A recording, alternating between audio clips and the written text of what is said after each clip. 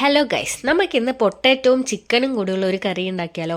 ഇവിടെ പെട്ടെന്ന് ഗ്യാസ് തീർന്നു പോയി. അതുകൊണ്ട് തന്നെ ഞാൻ ഫാസ്റ്റായിട്ട് കറണ്ട് അടുപ്പ് വെച്ചിട്ട് ഇൻഡക്ഷൻ വെച്ചിട്ട് ഫാസ്റ്റായിട്ട് ഒരു ചിക്കനും ഉരുളക്കിഴങ്ങും കൂടിയിട്ടുള്ള ഒരു കറി ഉണ്ടാക്കാമെന്ന് വിചാരിച്ചു. അപ്പോൾ ജസ്റ്റ് വീഡിയോ എടുത്തതാണ്.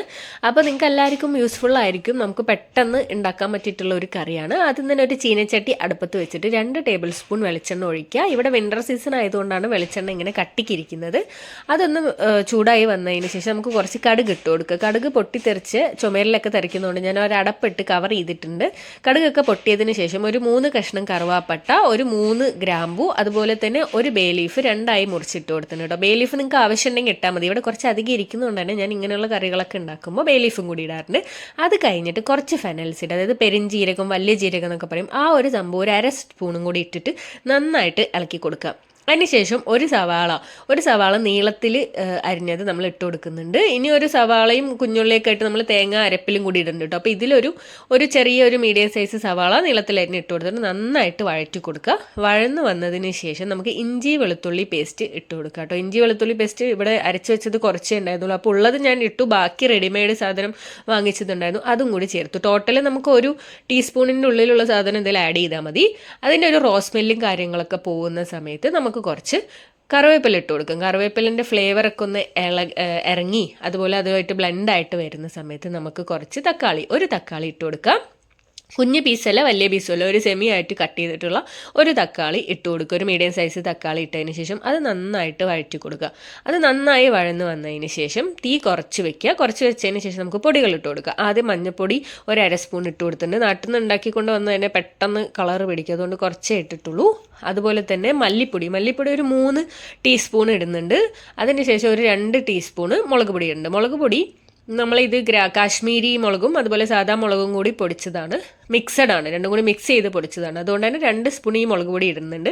അല്ലാത്ത പക്ഷം ഒരു 1.5 സ്പൂണ് സാധാ മുളക് പൊടിയും ഒരു 1/2 സ്പൂണ് കാശ്മീരിയും കൂടി ആയിട്ട് 2 സ്പൂണായിട്ട് കാൽക്കുലേറ്റ് ചെയ്തിട്ട് കേട്ടോ. അപ്പോൾ ഒരു കളറും കാര്യങ്ങളൊക്കെ കിട്ടും. ഇവിടെ ഓൾറെഡി മിക്സഡ് ആയതുകൊണ്ട് ഞാനത് പ്രത്യേകം ഇടുന്നില്ല. ഇതെല്ലാം കൂടി പൊടികളൊക്കെ ഇട്ട് നന്നായിട്ട് മൂത്ത് വരുന്ന സമയത്ത് ഒരു 3 മീഡിയം സൈസ് ഉരുളക്കിഴങ്ങ് ക്യൂബായിട്ട് മുറിച്ചത് ചേർത്ത് കൊടുക്കുക. ഒരു 3 ഉരുളക്കിഴങ്ങും ഇതൊക്കെ ഇടുന്ന സമയത്ത് നമുക്ക് കുറച്ച് ചിക്കനൊക്കെ ഇട്ട് വയ്ക്കുമ്പോൾ ഒരു 5-6 പേർക്ക് സുഖമായിട്ട് കഴിക്കാനുള്ള കറി കിട്ടും കേട്ടോ. ഈ 3 ഉരുളക്കിഴങ്ങ് നമ്മൾ ഇട്ട് നന്നായിട്ടൊന്ന് ഇളക്കി കൊടുത്തതിന് ശേഷം ഇതിൽ വേറെ ഉപ്പൊന്നും ചേർത്തിട്ടില്ല. ഫസ്റ്റ് സവാള ഇടുമ്പോൾ കുറച്ച് ഇട്ട ഉപ്പേ ഉള്ളൂ, അതവിടെ നിൽക്കട്ടെ. അതിന് ശേഷം കുറച്ച് ചിക്കൻ, ഈ ഒരു 2 കാല് ഞാൻ വറുക്കാൻ വേണ്ടി മാറ്റി വെച്ചതാണ്. പക്ഷേ ഇവിടെ 3 പേരുള്ളതുകൊണ്ട് 2 ചിക്കൻ മതിയാവില്ലല്ലോ, അതുകൊണ്ട് ഞാൻ ഈ കറിയിൽ ആഡ് ചെയ്തു. ചെറിയ കഷ്ണം പീസുള്ള ചിക്കനാണ് വെച്ചാൽ കറിയിലിടാം കേട്ടോ. കാലുണ്ടെങ്കിൽ അതും ഇടാം, കുഴപ്പമൊന്നുമില്ല. പാലക്കാട് സൈഡ് ഇത് ഉരുളക്കിഴങ്ങും ചിക്കനും കുമ്പളങ്ങയൊക്കെ ഇട്ട് വെക്കുന്ന കറിയാണ്. ഇവിടെ കുമ്പളങ്ങ നല്ലത് കിട്ടാത്തതുകൊണ്ട് ഞാൻ പൊട്ടാറ്റോയും വെച്ചിട്ട് ഒരു സിമ്പിൾ കറി, തട്ടിക്കൂട്ട് കറിയായിട്ട് ഉണ്ടാക്കി വെക്കുകയാണ് കേട്ടോ. അപ്പോൾ ചിക്കൻ ഇട്ടിട്ട് നന്നായി ബ്ലെൻഡ് ആയതിനു ശേഷം ഞാൻ നേരത്തെ പറഞ്ഞല്ലോ, ഉപ്പ് നമ്മൾ നേരത്തെ ഇട്ടതാണ്. അപ്പോൾ ആവശ്യത്തിന് ഉപ്പ് ഇട്ട് കൊടുക്കുക. അത്യാവശ്യം ഉപ്പ് ഇട്ട് കൊടുക്കാം, കാരണം മുന്നേ വളരെ കുറച്ചേ ഇട്ട് കൊടുത്തിട്ടുള്ളൂ. പിന്നെ പച്ച ചിക്കൻ അങ്ങോട്ട് തട്ടിയതാണല്ലോ, അതുകൊണ്ട് അതിൽ വേറെ മസാലയൊന്നുമില്ല. അപ്പോൾ നന്നായിട്ട് ഉപ്പ് ഇട്ടിട്ട് നന്നായിട്ട് ഇളക്കിയതിന് ശേഷം ഈ ഉരുളക്കിഴങ്ങും ചിക്കനും മുങ്ങിക്കിടക്കുന്ന രീതിയിലുള്ള വെള്ളം ഒഴിക്കുക.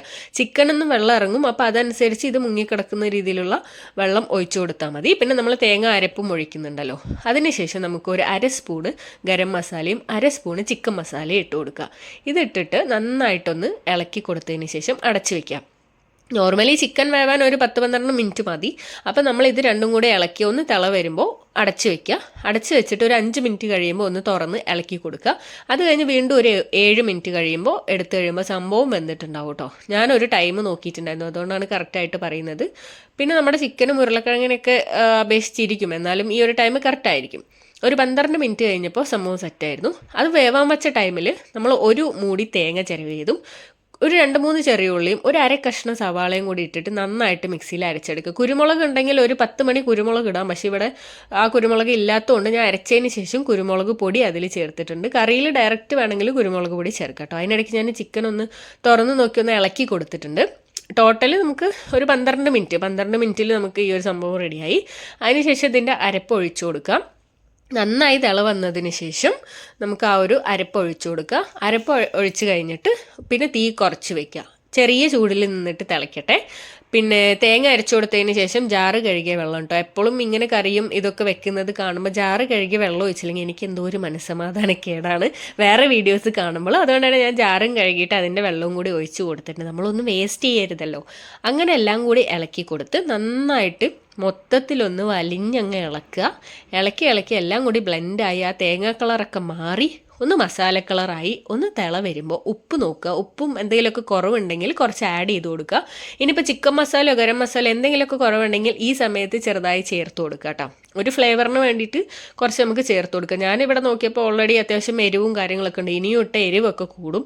അതുകൊണ്ട് ഞാൻ പിന്നെ കൂടുതലൊന്നും ചേർത്തില്ല. നേരെ മല്ലിയെല്ലാം മുറിച്ച് വെച്ചതും കൂടി ഇതിലേക്ക് ഇട്ടു.